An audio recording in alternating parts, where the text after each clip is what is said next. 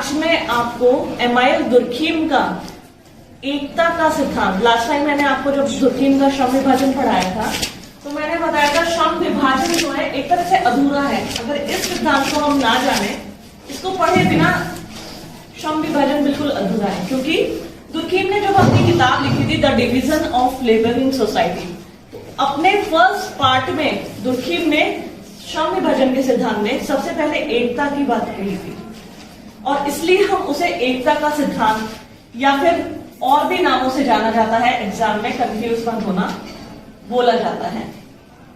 Theory of unity इसको बोलते हैं। दुर्खीम कहते हैं समाज में जो एकता होती है ये दो प्रकार की होती है, एक यांत्रिक एकता और एक सावयवी एकता।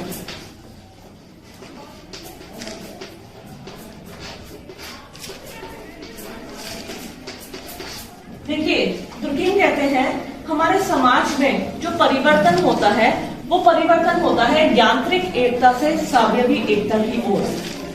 आपने सबसे पहले आदिम समाज की बात की थी, और जैसे दुर्खीम बताते हैं कि समाज में दो प्रकार की एकता होती है, एक यांत्रिक एकता और दूसरी सावयवी एकता। इसे मैकेनिकल सॉलिडेरिटी कहते हैं और इसे सावयवी एकता, ऑर्गेनिक एनालॉजी, ऑर्गेनिक्स यानी ऑर्गन से कंपैरिजन इसका किया है उन्होंने। तो जब दुर्खीम यांत्रिक एकता और सावयवी एकता की बात करते हैं कि एकता कितने प्रकार की है, दो प्रकार की, फिर इन्होंने अलग अलग इसको डिफाइन किया। सबसे पहले उन्होंने यांत्रिक एकता को बताया और यह भी बताया कि एकता को जानने के लिए हमें उस समाज की, जिस समाज में ये एकता पाई जाती है, उसकी विशेषताओं को जानना जरूरी है। जैसे यांत्रिक एकता का प्रचलन था आदिम समाज में। जब आज जिस युग में रह रहे हैं हम इसकी बात नहीं कर रहे हैं, हम उस प्राचीन काल की बात कर रहे हैं जब मनुष्य जंगलों में रहता था, घुमंतु जीवन यापन करता था। धीरे धीरे उसमें स्थायी निवास की प्रवृत्ति पनपी और वो चंद कबीलों में, लेकिन वो कहीं ना कहीं प्रकृति से निकट का संपर्क रखे हुए था। तो उस समाज में पाई जाने वाली एकता को दुर्खीम कहते थे यांत्रिक एकता। दूसरी सावयवी एकता। सबसे पहले मैं इसमें फोकस करूंगी यांत्रिक एकता। यांत्रिक, मैकेनिकल मैंने इसको इंग्लिश में बोला है, और यांत्रिक को जैसे यंत्र, यंत्र किसे कहते हैं, कोई बात की यंत्र की, व्हाट इज मशीन या यंत्र किसे कहते हैं, जैसे फॉर एग्जांपल मोबाइल, जैसे मोबाइल एक मशीन है, और कोई पेन भी एक मशीन है, टीवी भी एक मशीन है, फ्रिज, कंप्यूटर, फाउंटेन पेन एक मशीन है। हाँ, यांत्रिक एकता मतलब यंत्रवत एकता। वास्तव में TV, refrigerator, car, mobile phone, even lock, ताला जो लगा हुआ है, ये सब एक मशीन है, यंत्र। तो सिर्फ मैं तुम्हें ये मसला समझाने की कोशिश कर रही, यंत्र कैसे कार्य करते हैं। जब हम उन्हें चालू करना चाहते हैं यानी ओपन करना चाहते हैं, मतलब हमारे निर्देशों का अनुपालन करते हैं। मुझे गर्मी लग रही है, मैंने पंखा बंद कर दिया, मेरे को ताला लगाना है, मैं चाबी घुमाई, ताला लग गया, फिर जब मुझे ताला खोलना है, ठीक है, ऐसे मुझे मोबाइल में संदेश भेजना है तो मैं टाइप करूंगी, जब तक मैं टाइप नहीं करूंगी मैसेज नहीं जाएगा, मतलब उसे मैं ऑपरेट करती हूं। तो मशीन कहते हैं जिसे कोई व्यक्ति ऑपरेट करता है। समझ गए।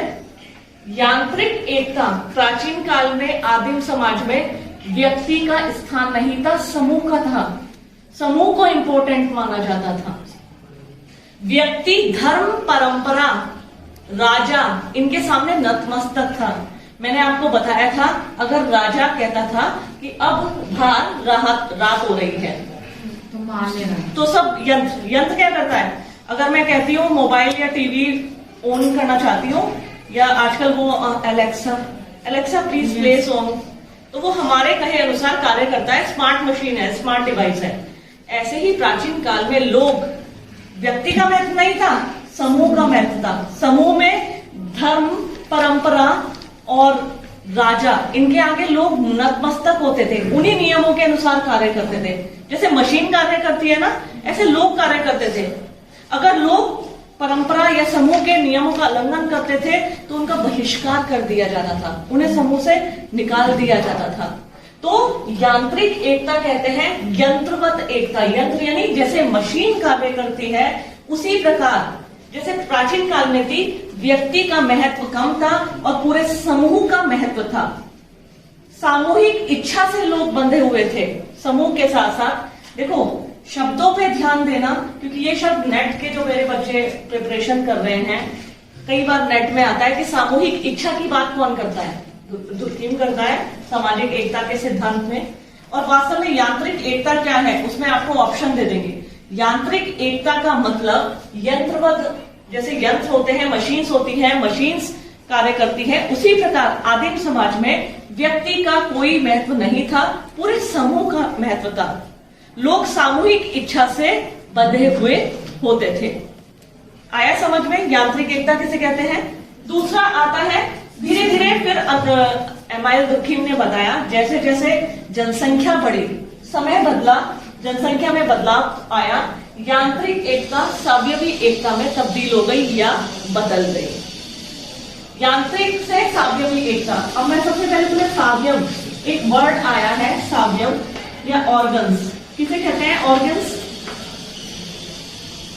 सावयव या organs, body, part of body. देखो हमारे जो बॉडी के, शरीर के जो अंग है ना, इन्हें ऑर्गन्स बोला जाता है। जैसे आंख, नाक, ठीक है, कान, हृदय, लीवर, ये सब ऑर्गन्स हैं। अब बहुत ध्यान से समझना, देखो क्योंकि ये किताब में डिस्क्राइब नहीं किया है जो मैं बताने जा रही हूँ। किताब की लैंग्वेज बहुत अलग है। सबसे पहले तुम्हें मतलब समझ में आना चाहिए व्हाट इज ऑर्गेनिक या ऑर्गेनिक एनालॉजी, यांत्रिक एकता या सावयवी एकता किसे कहते हैं। सावयव सिंपल शरीर के अंगों को कहते हैं। मैंने तुम्हें बताया था प्राचीन काल में यंत्रवत लोग कार्य करते थे। यांत्रिक एकता जिसमें व्यक्ति का अस्तित्व कम था और लोग समूह की इच्छा से बंधे होते थे, सामूहिक रूप से कार्य करते थे। लेकिन धीरे धीरे जब जनसंख्या बदली, मनुष्य के अनुभव, ज्ञान और विचार में वृद्धि हुई और वो समूहवादी से क्या हुआ, अकेला व्यक्ति का महत्व बढ़ने लगा। मैंने कहा ना, मैं, मेरा घर, मेरी कार, मेरे बच्चे, लोग अपने व्यक्तिगत चीजों को महत्व देने लगे, फायदों को सोचने लगे। मैं, मेरे को पद मिल जाए। पहले लोग समूह में कार्य करते थे, समूह के लिए सोचते थे, हमारे समूह को नुकसान ना पहुंचे। आज व्यक्ति जो है कैसे सोचता है कि मुझे नुकसान ना पहुंचे, मुझे फायदा मिले, दूसरे को कुछ भी हो, डजंट मैटर, मेरे बच्चे अच्छे पढ़े, मेरे को अच्छी सैलरी मिले, मेरे को ऊंचा पद मिल जाए, मेरे पास बहुत अच्छी कार हो। मैं वाली जो प्रवृत्ति आ गई ना, इसमें कहीं ना कहीं व्यक्तिगत भावनाओं का समावेश होता है। व्यक्तिगत भावनाएं कहते हैं जब व्यक्ति अपने लिए सोचता है, जो भी काम करता है अपने लिए करता है, अपने फायदे के लिए करता है। तो एक तरह से अपने लिए सोचना। तो सावयव कहते हैं शरीर को, जिस प्रकार शरीर के सारे अंग अलग अलग हैं। आंख देखने का कार्य करती है, कान सुनने का, हृदय से हमारे पूरे बॉडी की कंट्रोल होता है, ठीक है, मस्तिष्क पूरे बॉडी को कंट्रोल करता है। जिस प्रकार हर अंग अलग अलग है, सबके कार्य अलग अलग है, लेकिन सबका अस्तित्व जो है वो शरीर से है। मेरी बात और शब्दों पर ध्यान देना। सावयवी एकता या सावयव की बात कर रही हूं मैं। जिस प्रकार शरीर के सभी अंग अलग अलग होते हैं, लेकिन उनका अस्तित्व शरीर से होता है। अगर मैं कहने लगूं हार्ट को अलग करके हार्ट अलग काम कर लेगा, नहीं, ऐसा पॉसिबल नहीं है। व्यक्ति अलग अलग होते हैं, सबके पेशे अलग अलग हैं। जैसे हम लोग हैं, कुछ छात्र हैं, कुछ नौकरी पेशा लोग हैं, कुछ व्यवसायिक लोग हैं, कुछ किसान हैं, कुछ महिलाएं हैं, कुछ पुरुष हैं। मतलब अंगों की तरह सब अलग अलग हैं, सबके कार्य अलग अलग हैं। तुम छात्र हो, तुम्हारा पढ़ने का कार्य, मैं एक प्रोफेसर, मुझे पढ़ाना है, डॉक्टर पेशेंट देखता है, लेकिन उनका अस्तित्व पूरे समाज से है। अंतर संबंध और अंतर निर्भरता बनी रहती है। जैसे शरीर के अंग सावयव जो बॉडी के ऑर्गन्स होते हैं वो अलग अलग होते हैं, कार्य अलग अलग है, लेकिन उनका जो अंतर संबंध और अंतर निर्भरता है वो एक दूसरे के ऊपर डिपेंड होती है। जैसे मस्तिष्क, मेरे को गर्म पानी में, मेरा ज्यादा गर्म पानी, एकदम मस्तिष्क ने इसको ऑर्डर किया हाथ पीछे, मेरा हाथ, देखो बहुत से लोग जो होते हैं जो मेंटली डिस्टर्ब हम कहते हैं, या फिर जिनको सेंस नहीं होती, तो उनका हाथ, उनको सर्दी नहीं लगती।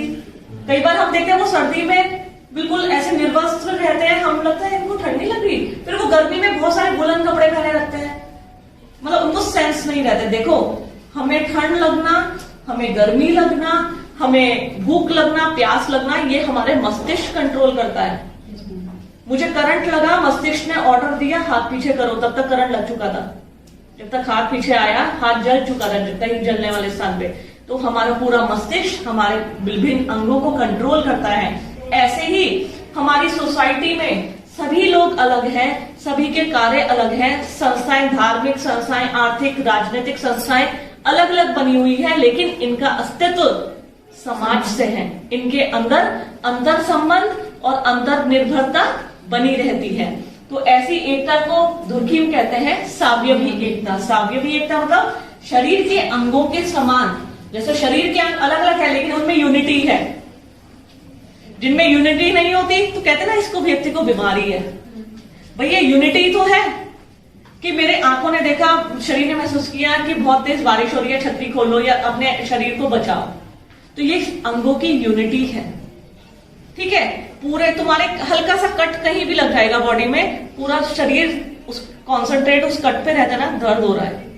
ठीक है, जबकि अंग एक अंग को हुआ है तो दूसरों को क्या फर्क पड़ेगा? नहीं।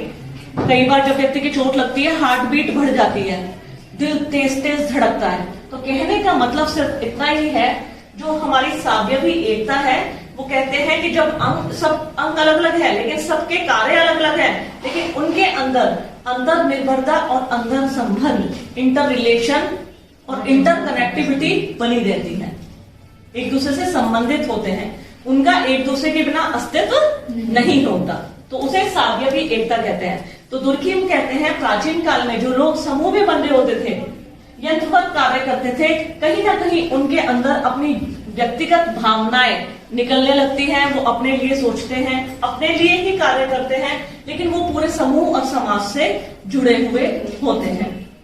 अब दुर्खिम एक प्रकार के कानून की भी बात करता है। जिस समाज में जिस प्रकार की एकता पाई जाती है, उस समाज में एक विशेष प्रकार का कानून, जैसे उन्होंने कहा था जब यांत्रिक एकता पाई जाती है जिस समाज में, दमनकारी कानून। मेरे बच्चे बहुत अच्छे हैं। रिप्रेसिव लॉ इसको कहते हैं, और ये प्रतिकारी कानून।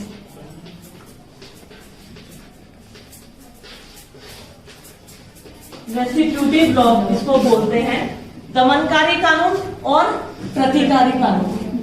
दुर्खिम कहते हैं जैसे जैसे समाज में एकता होती है, उस प्रकार के लॉस मतलब कानून व्यवस्था उस समाज में पाई जाती है। दमन, क्या साउंड आ रही है इस वर्ड से आप लोगों को? कुछ साउंड आ रही है? दमन, व्यक्ति का शोषण आ रहा है ना? दमन मतलब एक तरह से जैसे लोग समूह की इच्छा से बंधे होते थे, कोई अपराध किया जाता था तो उससे समूह का उल्लंघन माना जाता था, सामूहिक इच्छा के विरुद्ध किया गया कार्य माना जाता था।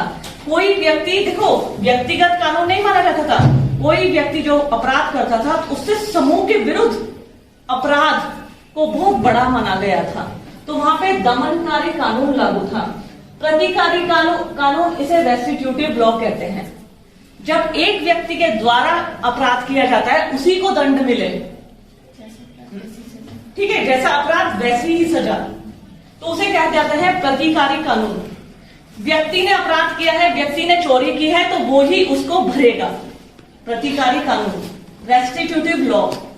ठीक है, तो दमनकारी कानून यानी पूरे समूह के लिए, प्रतिकारी कानून मतलब व्यक्तिगत स्तर के लिए।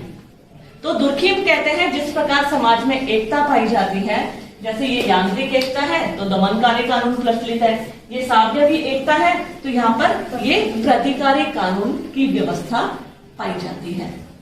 तो दुर्खिम ने अपने सामाजिक एकता के सिद्धांत को अपनी पुस्तक, फिर से एक बार शॉर्ट रिपीट कर देती हूँ, division of labour and society के पार्ट फर्स्ट में बताया था। आपने बताया था एकता दो प्रकार की होती है।